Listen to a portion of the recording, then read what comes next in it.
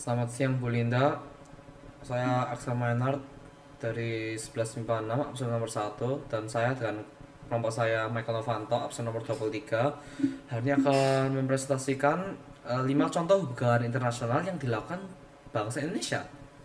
Satu, bergabung dengan Association of Southeast Asian Nations (ASEAN). Tujuannya adalah untuk satu, mempercepat kemajuan sosial, pertumbuhan ekonomi, serta pengembangan kebudayaan di kawasan Asia Tenggara. Dua, meningkatkan stabilitas dan perdamaian regional yang dapat direalisasikan dengan jalan saling menghormati, keadilan serta taat hukum di dalam hubungan antar negara se-Asia Tenggara dan mematuhi prinsip-prinsip dari Piagam PBB agar tidak menimbulkan penyalahgunaan wewenang. 3. Meningkatkan kerjasama yang aktif dan saling membantu antar negara anggota dalam memecahkan permasalahan yang berkaitan dengan kepentingan bersama, baik dalam bidang ekonomi, ilmu pengetahuan, administrasi, sosial budaya, dan teknik. 4. Membina dan menjalani kerjasama yang lebih efektif untuk meningkatkan hasil industri pertanian, perluasan perdagangan, dan komoditas internasional, perbaikan sarana dan prasarana komunikasi serta transportasi, dan meningkatkan taraf hidup rakyat dari masing-masing anggota negara. 5. Melakukan peningkatan pada kualitas ilmu pengetahuan di antara anggota. 6. Saling membantu sarana pelatihan dan penelitian untuk tujuan pendidikan, administrasi, profesional, dan teknik. 7. Menjaga hubungan baik dengan organisasi internasional yang memiliki tujuan dan visi yang sama, serta membuka peluang untuk menjalani hubungan yang lebih dekat. Latar belakangnya terjadi hubungan internasional ini adanya konflik yang terjadi di beberapa negara Asia Tenggara saat itu menjadi alasan dibentuknya ASEAN. Selain karena adanya konflik dan perselisihan, ada beberapa latar belakang atau faktor pendorong kerjasama antar negara ASEAN, yaitu 1. Persamaan geografis. Negara-negara di wilayah ASEAN berada di kawasan Asia Tenggara yang terletak di antara benua Australia dan daratan benua Asia, serta di antara Samudra Hindia dan Pasifik. 2. Persamaan budaya. Penduduk Asia Tenggara merupakan keturunan dari ras Malayan Mongoloid. Ras ini dalam perkembangannya banyak menerima pengaruh budaya berupa warna kulit, makanan, hingga adat istiadat dari wilayah India, Arab Gujarat, dan Cina. 3. Persamaan kepentingan. Semua negara di Asia Tenggara memiliki tujuan dan visi yang sama, yaitu kesejahteraan, kedamaian, keamanan, dan ketertiban, baik itu dalam lingkup nasional maupun regional. 4. Persamaan nasib. Hampir seluruh negara di Asia Tenggara dijajah oleh negara lain, seperti Indonesia oleh Belanda, Malaysia oleh Singapura oleh Inggris, hingga Filipina oleh Spanyol dan Amerika. Hanya negara Thailand yang bebas dari penjajahan. Bergabung dengan Perserikatan Bangsa-Bangsa (PBB). Apa tujuan yang ingin dicapai hubungan ini? 1. Memelihara perdamaian dan keamanan internasional. 2. Mengembangkan hubungan persahabatan antar bangsa berdasarkan penghormatan terhadap prinsip persamaan hak dan penentuan nasib sendiri rakyat. 3. Bekerja sama dalam memecahkan masalah ekonomi, sosial, budaya, dan kemanusiaan internasional dan dalam mempromosikan penghormatan terhadap hak asasi manusia dan kebebasan mendasar. 4. Menjadi pusat untuk menyelaraskan tindakan bagi bangsa-bangsa dalam mencapai tujuan PBB serta bekerja sama. Latar belakang terbentuknya PBB didorong oleh Perang Dunia II yang membawa banyak dampak buruk bagi masyarakat dunia. Dampak tersebut membuat banyak negara menginginkan perdamaian dan keamanan bersama. Amerika Serikat, Inggris, dan Uni Soviet kemudian berdiskusi untuk membuat organisasi perdamaian. Ketiga negara inilah yang menjadi pendiri dari PBB. Wakil dari negara tersebut adalah Presiden Amerika Serikat Franklin Delano Roosevelt, Perdana Menteri Inggris Winston Churchill, dan Perdana Menteri Uni Soviet Joseph Stalin. Mengadopsi tujuan dari PBB memiliki tujuan utama, yaitu menjaga keamanan dan perdamaian dunia. Kemudian, struktur serta fungsi dari organisasi perdamaian dibentuk untuk menggantikan LBB. PBB berdiri pada 24 Oktober 1945 di San Francisco, California, Amerika Serikat. Meski Perang Dunia II sudah berakhir, sayangnya masih ada banyak orang negara-negara di Asia dan Afrika yang terjajah. Bagaimana tujuan hubungan tersebut bisa terwujud? 1. Mempertimbangkan dan membuat rekomendasi tentang prinsip-prinsip kerjasama dalam pemeliharaan perdamaian dan keamanan internasional, termasuk prinsip-prinsip yang mengatur perlucutan senjata dan pengaturan senjata. 2. Membahas setiap pertanyaan yang berkaitan dengan perdamaian dan keamanan internasional, kecuali jika perselisihan atau situasi tersebut sedang dibahas oleh Dewan Keamanan. 3. Politik studi dan membuat rekomendasi untuk mempromosikan kerjasama politik internasional, pengembangan dan kodifikasi hukum internasional, realisasi hak asasi manusia dan kebebasan dasar untuk semua, dan kerjasama internasional di bidang ekonomi, sosial budaya, pendidikan, dan kesehatan. 4. Membuat rekomendasi untuk penyelesaian damai dari situasi apapun terlepas dari asalnya yang dapat mengganggu hubungan persahabatan antar negara. 5. Menerima dan mempertimbangkan laporan dari Dewan Keamanan dan organ PBB lainnya untuk mempertimbangkan dan menyetujui anggaran PBB dan untuk membagi kontribusi di antara anggota. Memilih anggota tidak tetap Dewan Keamanan, anggota Dewan Ekonomi dan Sosial, dan anggota tambahan Dewan Perwakilan. Memilih bersama Dewan Keamanan para hakim Mahkamah Internasional, dan atas rekomendasi Dewan Keamanan mengangkat Sekretaris Jenderal. Hubungan internasional dengan Rusia. Latar belakangnya ini adalah Uni Soviet dinyatakan bubar pada 25 Desember 1991. Pada tanggal 28 Desember 1991 melalui surat Menteri Luar Negeri Indonesia Ali Alatas yang ditunjukkan kepada Menteri Luar Negeri Andrei Vladimirovich Korsech, pemerintah Indonesia mengakui secara resmi Federasi Rusia sebagai pengganti sah Uni Soviet. Masuki tahun 1990-an, hubungan kedua negara mulai menunjukkan peningkatan baik di bidang pendidikan, sosial, budaya, ekonomi, dan perdagangan.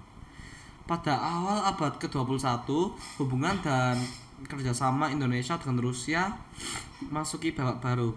Hal ini ditandai dengan saling kunjung atau pertemuan pemimpin kedua negara dan para pejabat tinggi pemerintahan, serta saling dukung di forum internasional. Hubungan dan kerjasama tidak hanya terjalin pada tingkat pemerintah atau eksekutif, tapi juga tingkat lainnya, seperti legislatif dan yudikatif, pelaku usaha, media, dan masyarakat. Sejak tahun 2000, terjadi pertemuan yang sangat intensif dengan Presiden Indonesia dan Presiden Rusia. Selama 2000 dan 2020, tercatat 13 kali pertemuan bilateral antara kedua negara. 4 kali diantaranya dilakukan saat kunjungan dan 9 kali lainnya di sela-sela konferensi internasional. Presiden Vladimir Putin telah bertemu dengan 4 kali dengan Presiden Indonesia dari Abdurrahman Wahid, Megawati Soekarno Putri, Susilo Bambang Yudhoyono hingga Jokowi Widodo. Bagaimana tujuan hubungan internasional tersebut dapat terwujud?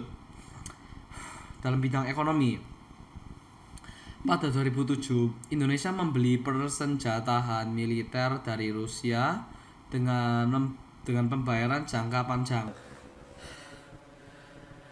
Maskapai penerbangan Indonesia juga mempertimbangkan untuk membeli Sukhoi Superjet 100 dari Rusia, tapi kecelakaan uji coba pada 2012 telah menyebabkan penggangguan pembelian. Pihak Indonesia menyatakan analisis Perekaman data penerbangan yang diselamatkan dari lokasi kecelakaan dapat memakan waktu sampai setahun lamanya. Sekarang ini kedua negara adalah anggota G20 dan APEC. Rusia sebagai pasar potensial bagi produk Indonesia seperti minyak sawit, produk ikan, kopi, garmen, sedangkan Rusia menawarkan gandum dan produk-produk berteknologi tinggi kepada Indonesia. Kerjasama ini dapat saling melengkapi satu sama lainnya.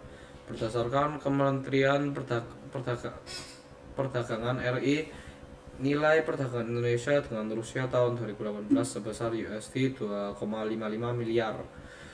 Dan pada periode Januari sampai November 2019 mencapai 1,92 miliar USD. Nilai ini sebenarnya sangat kecil dibanding potensi yang ada. Rusia ada kekuatan ekonomi nomor 12, sementara Indonesia nomor 16. Indonesia menjadi salah satu tujuan investasi Rusia seperti investasi pembangunan kilang minyak senilai USD 16 miliar di Tuban berdasarkan data BPKM RI. Nilai investasi Rusia ke Indonesia pada periode Januari sampai September 2019 naik 10 kali lipat sebesar 17,29 juta USD dari 1,7 juta pada periode yang sama tahun 2018.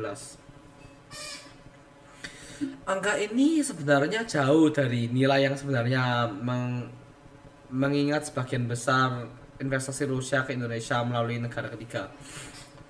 Indonesia juga telah menjadi salah satu tujuan utama wisatawan Rusia. Berdasarkan data Kementerian Pariwisata dan Ekonomi Kreatif RI, wisatawan Rusia ke Indonesia pada tahun 2018 sebanyak 125.728, naik 6,51% dari tahun 2017. Sementara itu, pada periode Januari sampai November 2019, wisatawan Rusia ke Indonesia sebanyak 170.370 orang, naik 13,49% dari periode sama tahun 2019. Sebaliknya, tidak sedikit juga warga Indonesia yang berkunjung ke Rusia dan jumlahnya terus meningkat. Selain itu, banyak pula mahasiswa Indonesia yang belajar di Rusia dari hanya dua orang tahun 1996 menjadi 644 orang saat ini. Dalam bidang militer, Rusia termasuk pemasok utama persenjataan untuk Indonesia. Ekspor persenjataan Rusia ke Indonesia diantaranya adalah Sukhoi Su-30, Sukhoi Su-27, Mi-35, BMP-3, Mi-17, dan BTR-80. Saat ini, Korps Marinir Indonesia mengoperasikan 54 BMP-3F dan 1 BREML-22 BMP-3F lainnya dipesan pada 2019 bersama dengan 21 BT-3F. Kementerian Pertahanan telah memutuskan akan mengganti satu skuadron atau 16 unit pesawat F-5 Tiger milik TNI Angkatan Udara yang akan memasuki masa pensiunnya dengan pesawat tempur Sukhoi Su-35 dari Rusia. Di tempat yang sama, Dirjen Perencanaan Pertahanan Kemahan Marskal Muda TNI M. Syaugi mengatakan bahwa pembelian pesawat Sukhoi 35 yang baru melalui Ali Muda TNI M. Syaugi mengatakan bahwa pembelian pesawat Sukhoi 35 yang baru memulai alih teknologi atau transfer of technology TOT dengan pihak Rusia. Duta Besar Rusia untuk Indonesia, Lyudmila Vorobyev, mengatakan bahwa rencana Indonesia untuk membeli 11 jet tempur Sukhoi Su-35 dari Rusia masih berlanjut. Pada Desember 2020, TNI Angkatan Laut dan Angkatan Laut Rusia mengadakan latihan militer bersama dalam Passing Exercise Rusindo 20. Latihan tersebut berlangsung di perairan Laut Jawa pada Kamis 17 Desember 2020. TNI Angkatan Laut mengarahkan 3 kapal perang KRI Karel Satsui Bubun 356 yang dikomandani Letkol Laut P. Rafael Diwanto AP KRI Diponegoro 35365 dengan Komandan Letkol Laut P. Louis N. Nainggolan dan KRI Tombak 629 dengan Komandan Letkol P. Nurullah Zemi Prasetyo.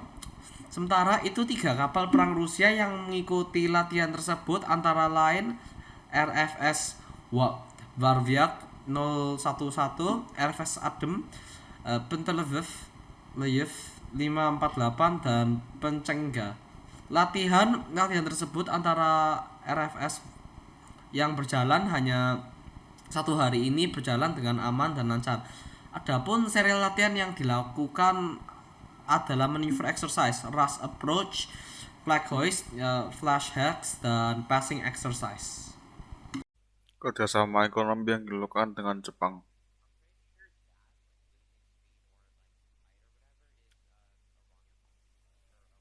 Apa saja yang ingin dicapai melalui hubungan internasional itu?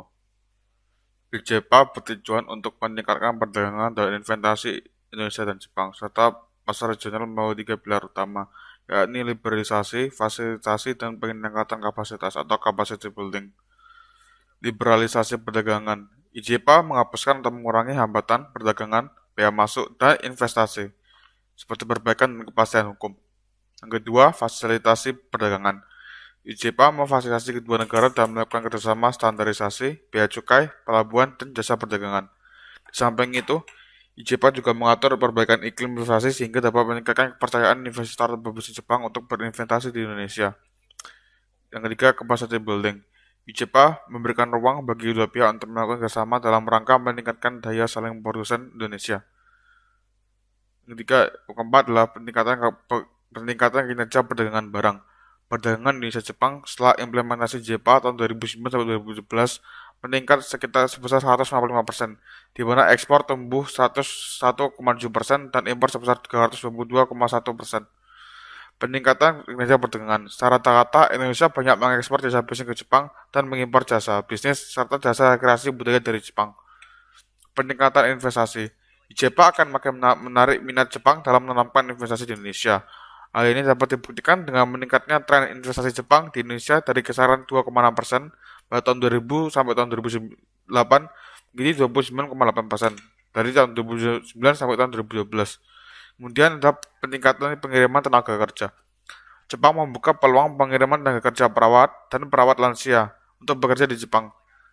Tercatat selama tahun 2008 sampai 2017, Indonesia telah mengirimkan 622 tenaga perawat dan 1.494 tenaga perawat lansia. Kemudian ada peningkatan daya saing. Adanya skema capacity building dapat mendorong tumbuhnya industri pendukung, termasuk UKM, yang akan bermanfaat bagi perkembangan industri di Indonesia. Kemudian ada peningkatan daya beli masyarakat. Meningkatnya ekspor dan investasi, terbukanya lapangan kerja, perkembangan industri pendukung, dan pertumbuhan ekonomi akan meningkatkan daya beli masyarakat. Sarana apa yang digunakan dalam hubungan tersebut? Yang pertama adalah perdagangan barang. Pada itu tahun 2012 sampai 2017, sebagian besar eksportir ke Jepang telah menggunakan tarif preferensi skema IJPA. Sehingga dari perbandingan pemesanan SKA ekspor dan impor, Jepang lebih banyak memanfaatkan skema preferensi IJPA dibandingkan Indonesia.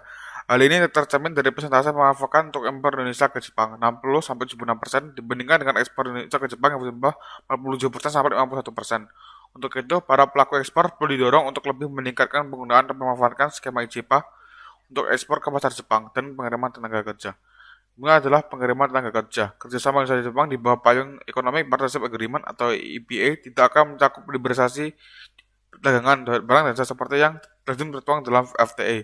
Tapi kerjasama ini mencakup agenda ekonomi yang komprehensif, termasuk perihal peningkatan migrasi pekerja. Secara spesifik, pemerintah Jepang membuka peluang bagi tenaga medis Indonesia, khususnya nurse dan caregiver untuk berdapat bekerja di Jepang. Skema kerjasama G2G ini telah dimanfaatkan dengan baik oleh tenaga perawat Indonesia, di mana bagaimana tenaga kerja, utamanya care worker, meningkat setiap tahunnya. Bagaimana tujuan hubungan internasional tersebut bisa terwujud? Jelaskan fakta penghambat dan pengunjungnya. Jepang dan Indonesia sama-sama memiliki kepentingan bersama. Bagi Indonesia, dapat meningkatkan akses pasar dan barang dan jasa. Peningkatan investasi Jepang di Indonesia serta sumber bantuan luar negeri bilateral terbesar. Sedangkan bagi Jepang, berkepentingan memperluas akses pasar bagi produknya serta mempererat hubungan kerjasama dan saling ketergantungan. Histori di Indonesia yang pernah menjadi negara jajahan Jepang, namun beberapa usaha Jepang dapat memberikan bantuan kepada Indonesia telah berhasil memperbaiki lagi hubungan Indonesia dengan Jepang. Kehadiran Dr. Fukuda yang memperlihatkan betapa Jepang yang menjadi negara yang bersahabat juga memiliki peran penting dalam hal ini. Dokter ini dipelopori oleh Perdana Menteri Jepang pada tahun 1997, Taiko Fukuda, yang dikenal dengan diplomasi dari hati ke hati. Bergabung dengan Asia Pacific Economic Cooperation (APEC) yang berdiri pada tahun 1999. Bahasa Asia yang dicapai melalui hubungan nasional itu. APEC adalah organisasi kerjasama negara-negara di kawasan Asia Pasifik khususnya pada bidang ekonomi. Tujuan APEC yang paling utama adalah untuk mendorong pertumbuhan ekonomi dan meningkatkan kesejahteraan di Asia Pasifik. Tujuan APEC ini dilakukan dengan mendorong dan memfasilitasi perdagangan dan investasi yang lebih bebas dan terbuka di kawasan, serta meningkatkan kerjasama pembangunan kapasitas ekonomi anggota. Tujuan APEC yaitu secara umum mendorong pertumbuhan ekonomi dan pembangunan di Asia Pasifik, memperkuat sistem perdagangan multilateral yang terbuka, memberi fokus kerjasama di bidang ekonomi. Untuk mencapai tujuan APEC itu telah ditetapkan suatu target The Bogor Goals. Sebagai hasil kesepakatan Komisi Tinggi APEC dibuka pada 1994 sebagai komitmen sebagai berikut. With the industrial economic achieving the goal of free and open trade and investment no later than the year 2010 and developing economic no later than the year 2020. Artinya, negara dengan ekonomi universal dapat mencapai tujuan perdagangan dan investasi bebas serta terbuka setidaknya pada 2010. Sedangkan negara berkembang setidaknya pada 2020. Sarana apa saja yang digunakan dalam hubungan internasional tersebut? Yang pertama ada perdagangan dan investasi yang lebih terbuka. Perdagangan dan investasi yang lebih terbuka dilakukan akan menurunkan dan dalam jangka panjang menghilangkan hambatan tarif dan non-tarif bagi perdagangan dan investasi. Membuka pasar, khususnya bagi produk-produk Indonesia. Meningkatkan perdagangan dan investasi antar ekonomi anggota APEC, mendorong pertumbuhan ekonomi tinggi di ekonomi anggota APEC, serta meningkatkan standar hidup di seluruh kawasan Asia Pasifik. Yang kedua ada fasilitasi perdagangan dan investasi. Fasilitasi perdagangan dan investasi bukan pada pengurangan biaya transaksi, peningkatan akses terhadap informasi perdagangan, kemudian administrasi pelabuhan, serta penyelenggaraan kebijakan. Upaya ini juga didukung oleh masing-masing ekonomi anggota APEC dengan menjalankan reformasi struktural di dalam negeri. Seluruh upaya dimaksud bertujuan untuk mengurangi besarnya biaya produksi sehingga dapat meningkatkan perdagangan, menurunkan harga barang dan jasa, serta meningkatkan kesempatan kerja sebagai akibat efisiennya ekonomi. Kemudian ada kerjasama ekonomi dan teknik atau ekotek. Ekotek diperuntukkan pada penyediaan pelatihan dan kerjasama di bidang pembangunan kapasitas guna membantu ekonomi anggota APEC, mengambil manfaat dari pencegahan global dan untuk mengembangkan kapasitas institusional dan personal sesuai dengan potensi ekonomi masing-masing. Diharapkan upaya tersebut dapat mengatasi tantangan-tantangan baru di bidang ekonomi antara lain kesenjangan digital, terorisme, perdagangan, ketahanan pangan, bencana alam, serta penyakit penular.